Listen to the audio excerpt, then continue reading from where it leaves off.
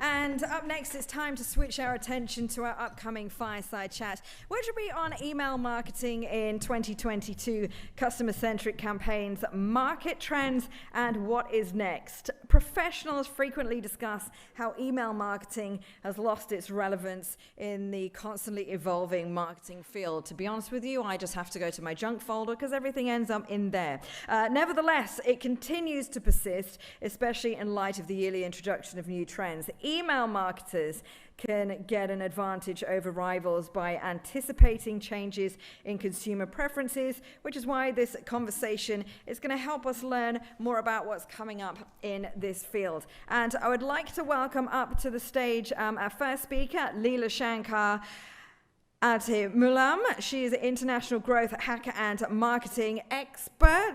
I'm so sorry, Leela. Sorry, apologies. Hello, how are you? You're an international growth hacker and marketing expert. And Ajay Rai, CEO of Upcoach.ai, CEO and founder of Upcoach.ai. Gentlemen, welcome to the stage, and I'm going to let you carry on with this fireside chat. Interesting to see what you're coming up with in email trends and marketing trends.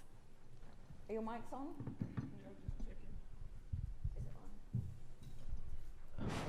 Yeah, it's on. Hello everyone. So I am Ajay Rai and I am the founder of Upcoach. I run a digital marketing agency exclusively for coaches who are into coaching industry. And today we will be discussing about what are the trends of email marketing in 2023. Hi guys, I'm Leela Shankar. I'm an international growth hacker. For those of you people who don't know what growth hacking is, it's marketing on steroids with the help of technology and psychology tricks, right?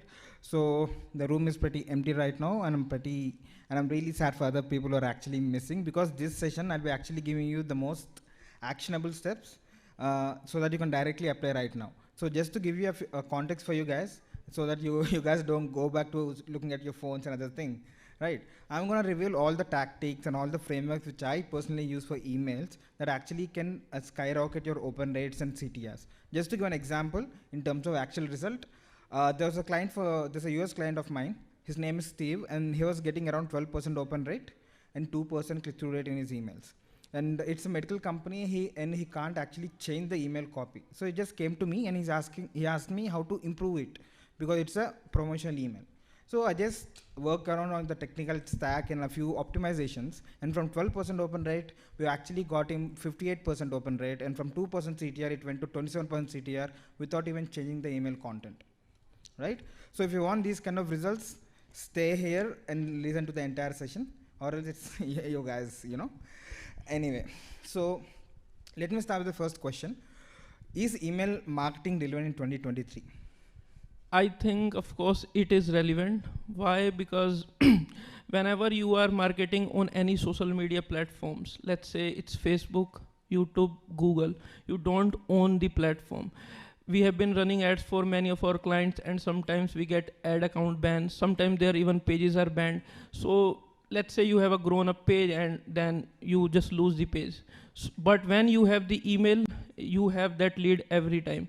So email marketing is most important aspect when it comes to marketing, because once you have that person data into your funnel, you can just keep on selling them and make them buy again and again. So I think email marketing is one of the most important aspect when it comes to marketing. Yeah, I absolutely agree with you. You might have 1 million followers on Instagram or Facebook or on LinkedIn, but at the end of the day, those are LinkedIn's audience, those are Instagram's audience, right? They're not your audience. And obviously, there's a saying that goes around, right? For every single person in your email list, you'll make actually $1 at least in the long term, right? That's how the catchphrase is. So email marketing is the most important one. You might think that it's only relevant for B2B and not B2C, but at the end of the day, if you remember, right, if you want to sign up for any platform, if you want to sign up on Facebook, you need an email ID. If you want to sign up for Google, you want an email. If you want to sign up for other services of Google, you need Gmail and everything else, right? So email ID is compulsory in this day and age, and obviously email marketing will actually still work, because I'm actually using email marketing and generating more leads in terms of B2B, or generating more customers in terms of B2C companies, right? So going to my second question. So what do you think are the types of email marketing we have? So basically, there are two type of email marketing that we often do. Like one is cold email marketing, where we send people relevant offers according to the niche they are operating in, and second is like warm email marketing, basis what they are like into our funnel, and then basis we personalize our emails and send them offers according to that are relevant to them. So these are the two aspects of email marketing that we often do. Exactly. So we have two types of email marketing: cold email marketing, where the audience is cold. So the audience or the person who's actually receiving your email doesn't know that you're actually sending an email, right? And also there's normal marketing where you're actually sending it to your opt-in customers, opt-in or double opt-in customers who actually signed up to maybe download your lead magnet, or they're your customers signed up on your platform or something like that. But the problem over here is that if you're sending cold emails out there, right? The person doesn't know that they're actually getting an email, and since it's a promotional email, they consider it as spam, and you barely get more than 10% open rate or 2% CTR or anything else. And again, give you a small result over here.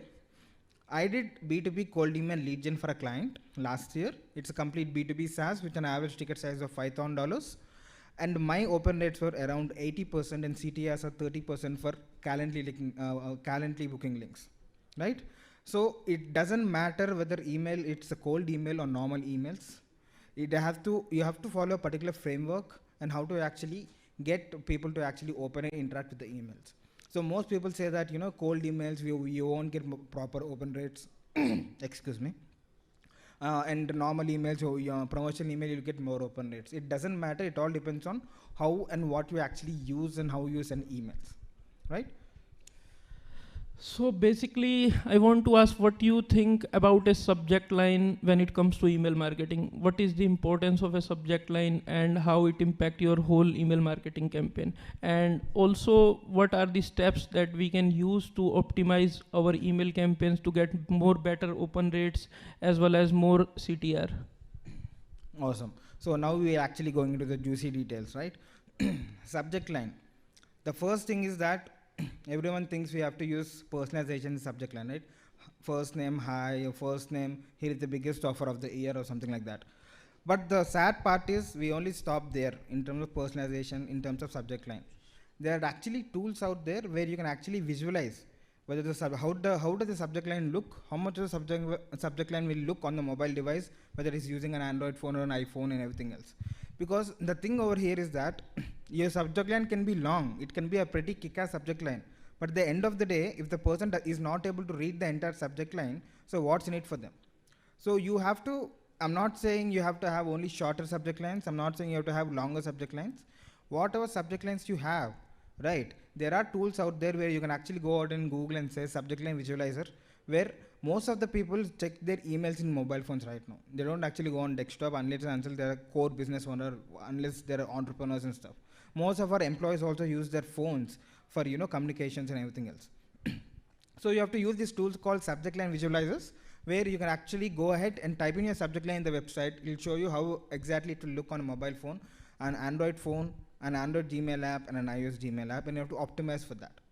And apart from that, if you have the subject line for yourself, you won't actually get more open rates. I might have 100% sale going on, but if I say the biggest launch offer of the year, no one is going to actually open the email. Instead of that, you have to have the subject line for the customer. Like again, in terms of cold prospecting or in terms of other prospects, right? I'm giving away one of my best performing subject lines. You can note it down.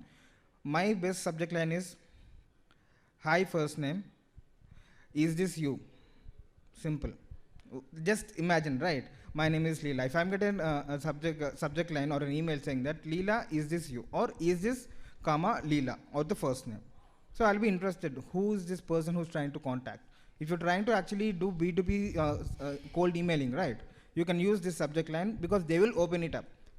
And also because it also shows that you're kind of unsure and you want to contact that other person.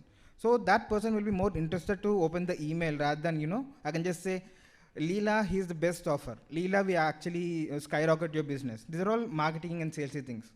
And apart from that, the other most famous subject line is that first name, quick question. Right? It's a pretty famous if you're into B2B cold emailing, right? It's kind of overused right now. But my two best sellers are best first name, is this your first name? And first name, nice to meet you. The person is like, who's this person sending me that nice to meet you? So if they actually open the email, I'll be like, I actually came across your LinkedIn profile. It's pretty impressive. I thought of reaching out directly. That's my first line of introduction, where it actually creates some kind of context.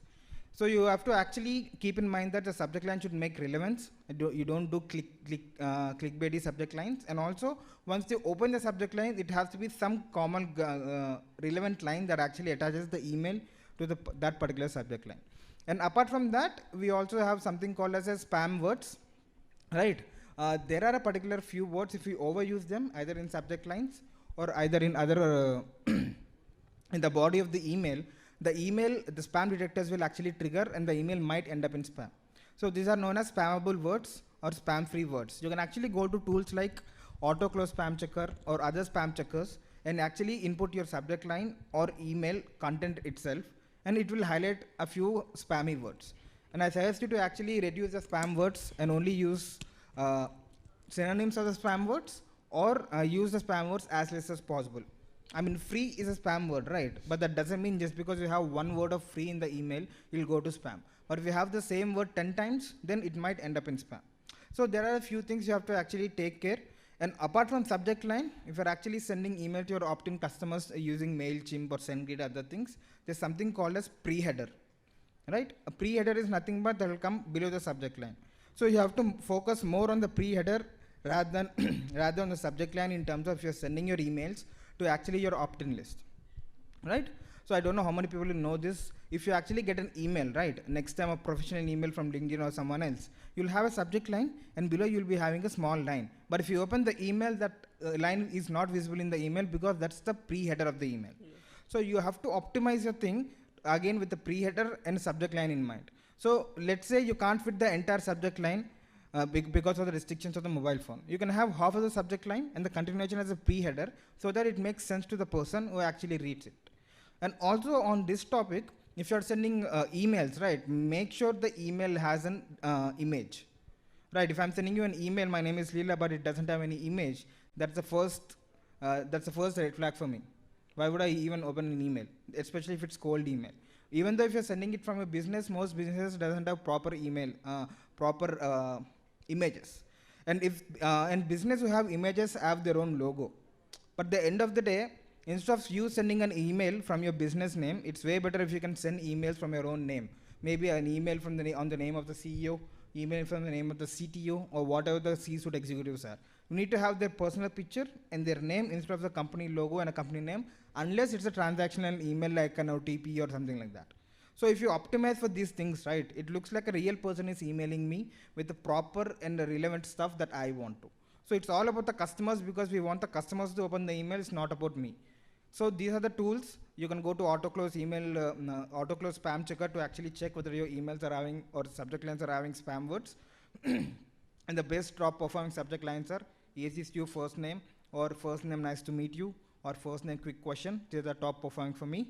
And apart from that, you can go to Google and search subject line visualizers and actually optimize your subject lines for Android and iPhone, Gmail apps and Outlook apps. So I will tell you a very cool case study of email marketing. So basically this year my company have sold courses worth 20 million USD, and we have worked with some of the biggest names in coaching industry. So I had a client and she was selling a ebook just for 4.99, and we were selling the ebook, let's say we were getting 100, 200 sales every day. So it was our introductory offer just for 4.99 because we want our client to get introduced to audience and we want as much as people to join her email list. And when we were doing this, she had the signature program was for 5,000 USD. But sometimes people think that if someone has bought 4.99 ebook, they may not end up buying 5,000 product or 6,000 product because there is a big difference. But when you do the things in volume, like if you are selling something for 4.99, you will get more people to get into your list. And the more people you have into your list, the more likely you are to make money. So when we analyze our data for the whole year, she made over more than alone 3 million from the people who bought her ebook just for 4.99. So this is the power of email marketing. Once the people are into your funnel and you are sending them personalized email basis what are their pain points, you are like connecting to them at a personal level, they will end up buying. Not everyone will end up buying, but even if you convert 30%, 20% of people for 5,000 offer, this is a great marketing chunk. Awesome, man. That's pretty great results. So, in terms of email copy and email length, what do you think is the best? I think like as far as I have seen, for me, short emails works better because no one is going to read a 2,000 words email. It's better to send them short and sweet email, just directly to the point, and it works better for me. Awesome, man. And again, it also depends on the context where we actually send out emails. Whether you want a four-liner email or a 4,000 words email, it all depends on the kind of email you're actually sending and whether it's an opt-in email or a cold email. In terms of cold outreach, if you're doing B2B cold outreach using emails, the shorter the best. My best performing cold emails were only 4 lines long, right? Still to this date, it's only 4 lines long, and also at the same time, it's actually relevant to them. I'll be like, hey, I just found you on LinkedIn, and I thought of reaching out directly because your profile is impressive. Are you interested in this? Because we're actually doing this. If you're interested, you can just reply, or else you won't. Right? So this is the best 4 liners you can actually use for your own B2B marketing, and you can actually expect results over here.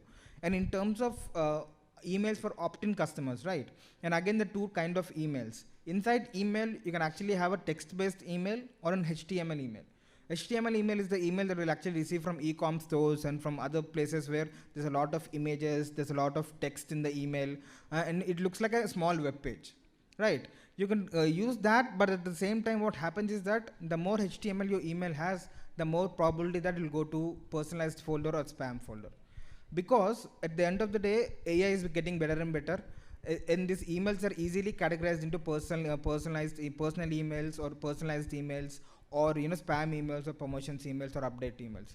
So you are creating only one email, but Google is automatically creating you four or five different inboxes for you. There's a primary inbox, there's a promotions inbox, there's a spam inbox, there's an update inbox, right? So you have to make sure that you have to land in at least the primary or promotional inbox.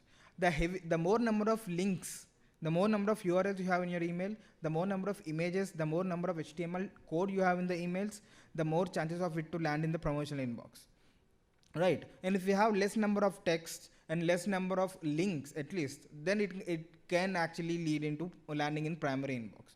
Because at the end of the day, it's pretty simple logic, right? An email before showing it to the customer is read by an AI. And if that AI detects a lot of URLs and that to different platforms, then it will think it's a promotional inbox, right? Promotional email. So I'll give you a very small example, right? We all actually have our own email signatures, right? It's like Leela Shankar, follow me on LinkedIn, Twitter, Instagram. The email might not have 10 different URLs, but my signature only has 3 different URLs. My email is coming from leelashankar.com. That's the domain from which my email is going out. But let's say I send it to Ajay over here, right? But in Ajay's AI, Ajay's Gmail AI will go through my email saying that, wait a second, the email is from leelashankar.com, but the email has 3 links to 3 different websites. It has a Instagram.com link, it has LinkedIn.com link, it has Twitter.com links. So this might be a promotional email. Then it'll go to promotional inbox, and you know how often you check your promotional inboxes.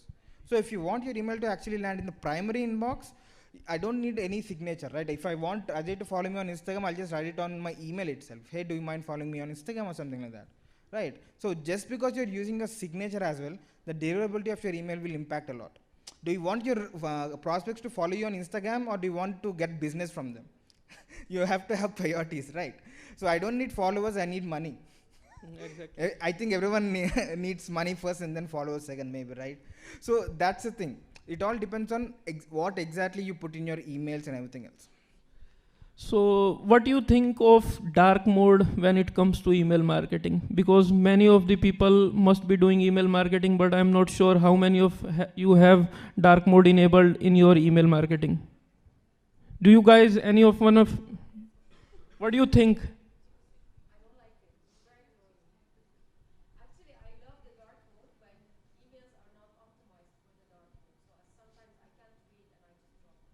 Exactly. See, the thing is that the emails that you saw were normal emails with white text, but your phone tried to make it dark mode. That's where it broke it. But you're a technically aware customer. That's why you know the fact. If I'm a newbie, I'll be like, why the hell is company send me a broken email? So it directly affects my branding and credibility, right?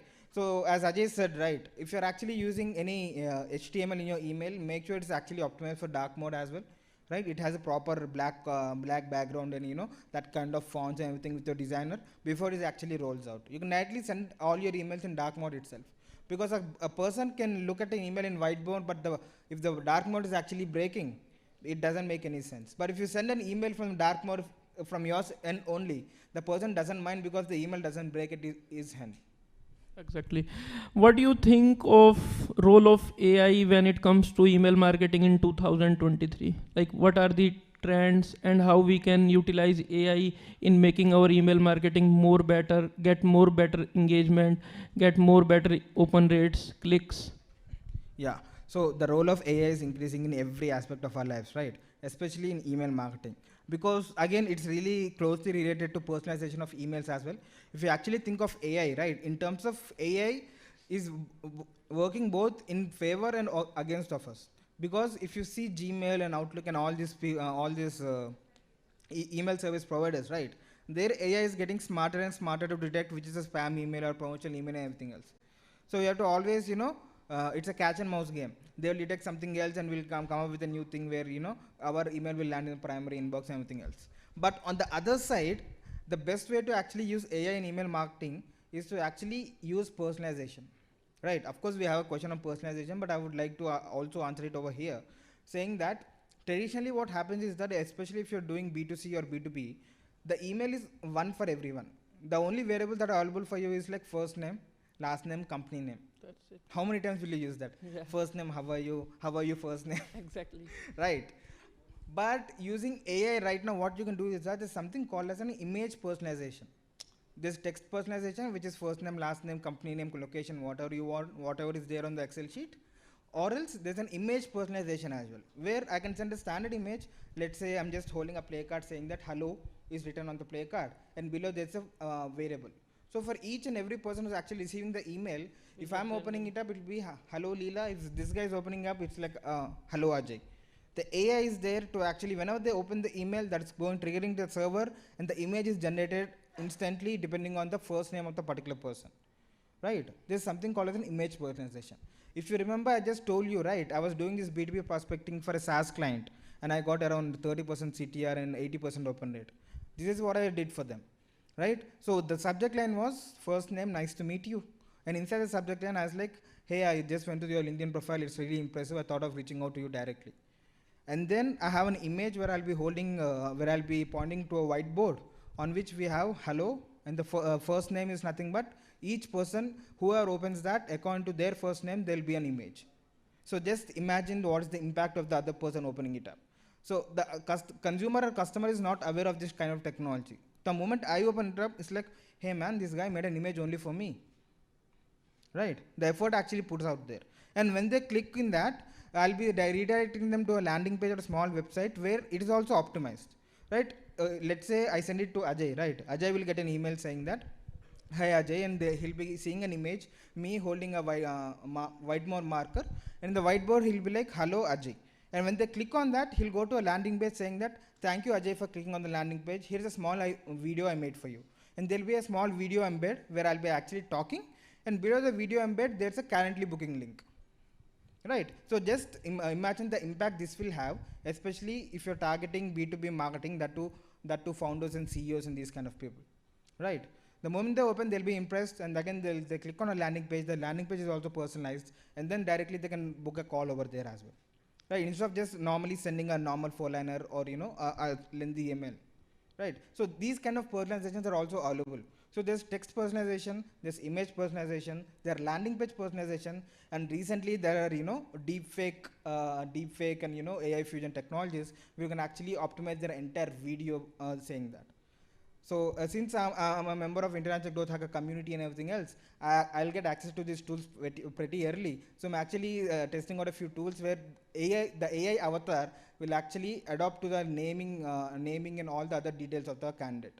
So instead of me recording a video, every time I send out an email, let's say to Ajay again, the AI avatar goes there and say, "Hi Ajay, how are you? I know you're from this company," and it will give you a customized thing for this guy.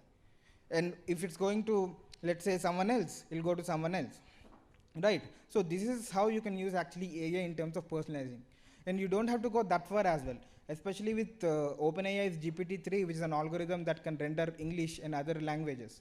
There are personalized first liners, right? Let's say you want to actually include a first liner or something, say a personalized text for a prospect if you're doing B2B prospecting. So traditionally we actually hire VAs from Philippines or VAs from India, and they'll actually go to the LinkedIn profile and the website of a particular client and they'll write a personalized text. But instead of that, we have AI now. You can just upload the CSV to the AI. In 10 minutes you'll get all the personalized lines for each and every one of your prospects. So you can just plug that in your emails and directly send out emails. So without actually having a team, you can actually personalize the text, you can personalize an image, you can personalize a video and a landing page. And if you can combine all these things with your prospecting or with your customers as well. In terms of B2C e-com, right? E-com brands send a lot of emails, and let's say you want you to buy shoes. Instead of just sending, hey Ajay, just buy shoes, I'll just have Ajay's logo, Ajay's face, and say, hey Ajay on the image itself, and here's a special offer for you, and I'll give you a coupon code. That will be more personalized. And I don't want my developers or designers to do it for my 1 lakh customers or 100,000 customers. It's an AI that's doing that, right? So if you're interested in these tools, I'll be naming a couple of tools. You can write it down right now, right? There is Synthesia, which is an AI tool, AI video tool. There is NextView and Hyperize, which are image personalization tools. There are, for first liners, there are too many tools in as of now on the internet. You can you can obviously get an idea of that. Quicklines is one of the startups like that, and you can actually do, you can pretty much you can actually Google and find other things. These are the things which I personally use. These are really cool hacks that you shared. I totally loved them. So do tell, like, if someone wants to generate cold leads by doing cold email marketing, what are the best ways? Because most of the time we are doing this, we are facing issues like our emails lands to promotions or even spam. So what are the steps that we can use that will make sure that our emails are landing into like primary tab of the Gmail, and they are not landing in spam, and we should get good open rates. So what are the steps that you think that we can implement to get these things done? It's a pretty vast topic and it will get slightly technical for you guys, but bear with me, it's really easy to understand. The thing is that the moment you send an email to your customer, the customer's inbox and AI will actually analyze where should I place this email, in primary inbox, promotion inbox, updates, or spam folder, right? And what are the criteria it actually looks at? First, I already told you it's a number of links and a lot of HTML code and everything else. Apart from that, there are so many other things, because there's something called as email spoofing. Of course, right now, within 2 minutes, I can send you an email from Elon Musk saying that you got 100,000 rupees lotteries, or 100,000 dinar lotteries. It's called as email spoofing, and that email will automatically go into spam. There are tools to do that. It's pretty simple, but it will go to spam. So the thing is that, let's say I send out an email from my leelashankar.com to Ajay, right? So his inbox will actually go and check what exactly is leelashankar.com. There are a few records or a few processes in place saying that DKIM, SPF, and DMARC. These are three very important technical aspects or technical records. It will take 2 minutes for you to set it up. You have to set it up on the domain on which you're sending out emails. So if I'm sending out emails from leelashankar.com, I have to make sure that I have this DKIM, SPF, and DMARC set up. So what does this do? DKIM is domain key authentication, SPF is sender reputation, and all this kind of stuff. So Ajay's email will actually go ahead and see whether Leela Shankar has proper DKIM, DMARC, and SPF records. So SPF record is a record where it will tell that Ajay's email that leelashankar.com is a proper domain, with the domain itself has sent out the email, and no one else has spoofing this email. DKIM will tell the emailing client, Ajay's emailing client, that it's a real email, it's not a fake email ID. So there are particular records where email provider will actually check, right? DKM, SPF, or DMARC records. And if these three records are really good, then it will say that, okay, I can verify leelashankar.com domain has actually sent out this particular email. That is first domain operation. That is first level of verification. The second level of verification is what is the reputation of leelashankar.com. And again, it is called, all we have IP reputation, domain reputation, and all these kind of fancy words. But at the end of the day, reputation is reputation, right? It's a normal English word. So what is the reputation of leelashankar.com? That is my domain. Let's say I just spam blasted all of you or 1 lakh people and everyone marks my email as spam. Then that will reduce my domain reputation, right? In the same way, if I send a lot of spammy emails where a lot of people will delete my email to spam, report my email as spam, this is something called as an IP reputation. It's an IP address through which the email is sent out to your customers. So you have to actually think whether the domain reputation is good or IP reputation is good. You have to have your domain reputation in good state. Your IP reputation is also good state. And if you want to check, you can directly Google. You can go to this tool called MX Tools, or you can also have other tools where you actually check your domain reputation and IP reputation through which you're actually sending out emails. So what I would suggest is that if you're actually sending out emails for the first time, or if you want to change your email marketing directly, I suggest you to buy out domains which are similar to your company name. For me, it's Leela Shankar is my name. My primary domain is leelashankar.com, but I don't send emails from leelashankar.com. I will send emails from leelashankar.net, leelashankar.co, leela-shankar.com. I'll buy other domains to actually send out emails, because obviously I'm not saying that I'll be sending spam emails, but let's say 5 years down the road, 6 years down the road, if the IP reputation or domain reputation falls down, I can easily switch up that domain to something else. But if it's my own leelashankar.com domain, and if it goes down as a spam domain, or IP reputation or domain reputation goes down, let's say 5 years down the line, it will also affect my SEO and also affect my SEO and Google rankings and other search engine rankings as well. Right? Most people actually miss this point. They'll be using their primary domain for years and years, and suddenly they're like, my SEO ranking just went to 2nd page, my ranking went to the 3rd page. Because this will happen because Google knows everything. Right? Google is a search engine, it has Gmail, it has YouTube, it has everything, right? And whatever Google does, other search engines follow. Right? So that's the thing. So you have to actually, you should not actually use your main domain. You have to buy your secondary or burner domains like .net, .co, whatever it is, and start emailing from that. And make sure whoever you're actually emailing, they don't mark your email as spam.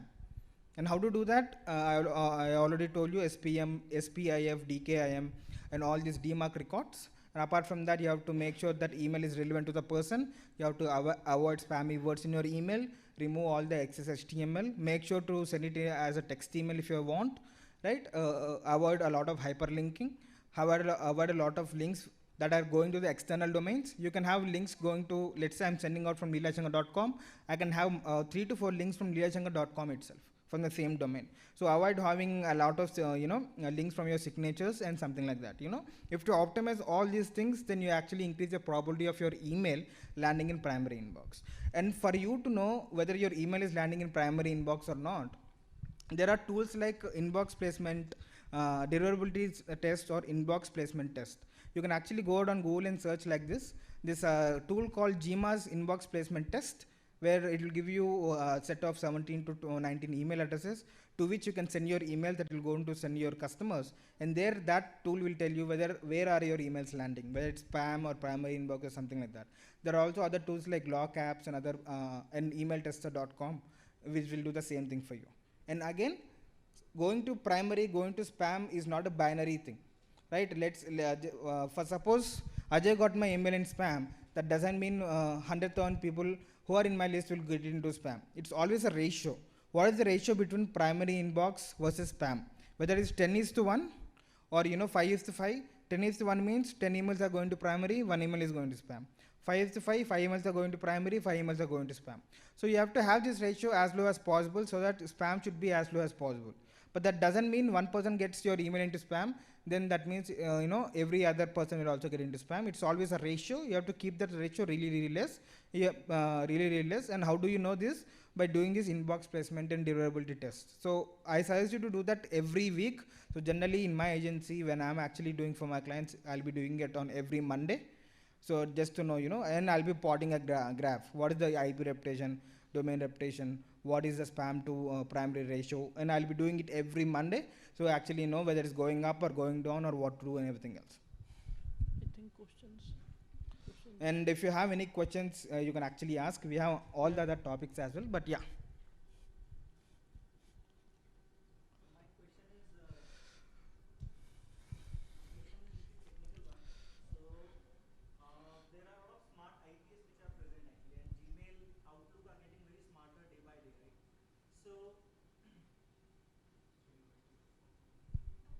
Yeah. So there are a lot of IPS tools which are getting very smart day by day, and surprisingly 60% of the audience use Google Workspace across the globe as one of their main engine. And in Google there is primary updates and main inbox out there. And a lot of the companies, they are using the reputed tools and highly expensive tools like Pardot, which is there, or for that matter HubSpot. What is happening is, or for that matter GMAS as you mentioned, but the smart IPS is playing a very big role. Even though if we use these kind of tools, eventually within day or two those emails will start reaching to a spam or the updates or the promotions folder, because of the backend algorithms of IPS, which is the intrusion prevention system that is getting built at the backend. So my question is, do you think that sending manual emails is one of the best options compared to sending it in an automated manner? Because irrespective of number one tool of globe is Pardot, and even though if we are sending emails using Pardot or HubSpot, they are reaching to the updates, promotions or spam. And Gmail is very cautious about it, because the main reason is Gmail don't want to get spammed with a lot of the emails, because they want to see the relevant emails out there. So what is the technical solution over there, and do you think that AI is anyway in future going to overcome Google on top of it, because Google is massing the market? So what is the use of AI in this particular use case? Yeah, it's a very good question. So to actually answer that, what you have to understand is that these tools, whether you send a manual email or automated email, at the end of the day, the receiving end doesn't know whether it's an manual email or an automated email, right? Ajay's inbox doesn't know whether it's an automated email or a manual email. It just got an email. So there's something called as an email warm-up feature, right? What is email warm-up? I'll tell you this with very basic example. Let's say I send out email to my 100th on list, right? And most of them, obviously 90% will be Gmails, right? So whether it's G Suite or Gmail, Google is the parent company behind it, right? So Google knows from leelashankar.com there are 1 lakh emails sent in, let's say 10 minutes. Out of these 1 lakh emails, how many people actually opened it up? How many people replied to it? How many people marked it as spam? How many people deleted it? Depending on this user data, it will decide where to place the email for the remaining people. So it all depends on the level of interaction on your emails. If you're just sending a normal email with where people are not even opening it up, let's say there's something called as an inbox history for each and every person, right? Ajay will have a separate inbox history. Harsha, you will have a separate inbox history. I will be having a separate inbox history, right? If I'm sending an email from leelashankar.com to Ajay, where he never received my email in the past, then my filtering will be more, because my thing is a new domain for his inbox history. So let's say Ajay already knows my email ID. I've been emailing him since 1 year. If I send the same email to his inbox, since his inbox already has my emails and interacted with my emails previously, it will directly go to primary inbox.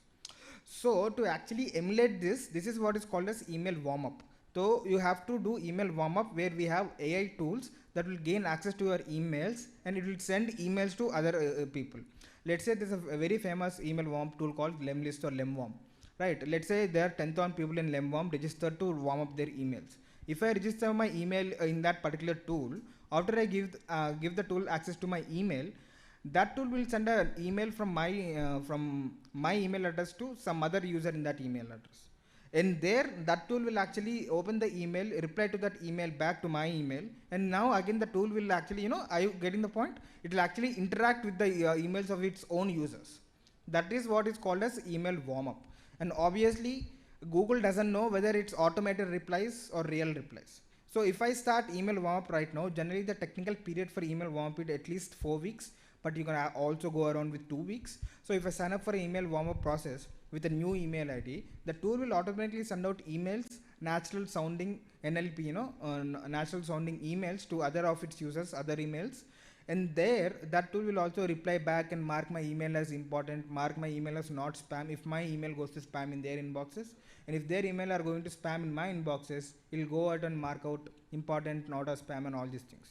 So these kind of interactions will give Google an idea that this is a real user, and these users' emails are important for the recipients of that particular email. So that is where it's called as email warm-up, and we have these AI tools. So traditionally, 5 to 6 years back, we used to have email warm-up agencies, where we used to have 10 people with 100 email accounts, and they used to manually reply to other clients, and they will open that client's email and they'll reply to this email, this kind of stuff. But right now everything is automated, and we have AI that will actually generate text which is natural sounding. So it will actually be done just by purchasing a $10 plan from a proper email warm-up tool. I have one more solution for this, but it's not related to email. So what we do is like we download the whole list, we upload them on Facebook as a custom audience, and same on Google Ads, and we just show a video ad to them that, hey, you subscribe to my list 2 years back by downloading X stuff, and now my emails are going into spam. Could you do a favor and just whitelist my email by clicking on this link? And then we send them to a double opt-in form where we ask them to like just subscribe to our list and consent to privacy policy. And if they are like our real buyers, or if they are really interested in our product, they will just do this. If they don't want to do this, let them go. Simple. Yeah, that's pretty clever growth hack that we also use, right? If the email is really important, we'll actually send out an email blast. We'll wait for a week, and then for the people who actually didn't open the emails, right? We'll just create a custom audience, a lookalike audience in Facebook by uploading that. Do a branding campaign for a week, and then we'll send a follow-up to the email that we actually sent earlier. Then we can actually expect better open rates, right? So there are particular hacks like that. And also, before you actually send out email, there's something called as an email verification or email validation. Not every email that you get is actual email, right? Let's say you're actually selling out your lead magnet, and most people will just abc@mail.com. It's not a real email ID, right? And if you try to send an email to this email, it will directly bounce, right? Because the email doesn't exist. So the more number of bounce you have, the bounce percentage also will impact your domain reputation and IP reputation and all these kind of things. So the more number of emails that you're sending and that are bouncing, Google will realize you bought it somewhere else, and it will restrict your emailing activity, and your email will go to spam. So there are tools like bulk email checker, zero bounce, or zero bounce, bulk email checker, never bounce. You can just directly upload your list of leads to that and regularly clean that list, because a lot of, especially in B2B, people jump companies, and the emails are really, they will be changing very frequently. And if you have normal B2C list as well, some emails are not responsive. Some people will create multiple email IDs and forget their old email IDs and everything else. So for you to know whether the email ID is valid, inbox is there or not, there's something called as email validation, where you can use tools like clear out, never bounce, and zero bounce, bulk email checker. You can just upload your CSV. It will check and let you know whether it's a good email or not, and you can directly send emails to only the valid emails. That's where your bounce rate will be less. So ideally the bounce rate should be less than 5%, but I generally go to less than 2%. My bounce rate is less than 1 to 2%. That's how you have to actually go about it. Great. Do you guys have any other questions? No, all good. The audience? Thank you. I think you covered everything, guys. That was amazing. I know. Thank you so much, guys. Thank you so much, guys. Thank you so much to Ajay and Leela. Thank you so much for that. Sorry. So for all the people over here, right, if you really want to know the exact email marketing framework that I use, and also my growth hacking strategies and everything else, I'm actually, just as a lead magnet and something else, I'm actually giving away a 7-hour growth hacking course, which I actually sell for $2,000. But for all you guys, since I'm coming over here and telling all these things, right, I would like all of you guys to use my growth hacks and grow your own businesses. So I'm actually giving away my 7-hour course, freely for all you guys. If you just want it, you can just hit me up. Thank you. That's very kind. That's very nice. Awesome. Thank you so much, gentlemen. That's wonderful. So, talking of the future, it's nearly impossible not to talk about the digital changes that we're seeing currently, and it's moving at a rate of knots. Do marketers that need to revamp their marketing styles when it comes to social media? Is traditional marketing answer anymore in the first place? To answer such questions, I would like to welcome up to the stage our next panelists.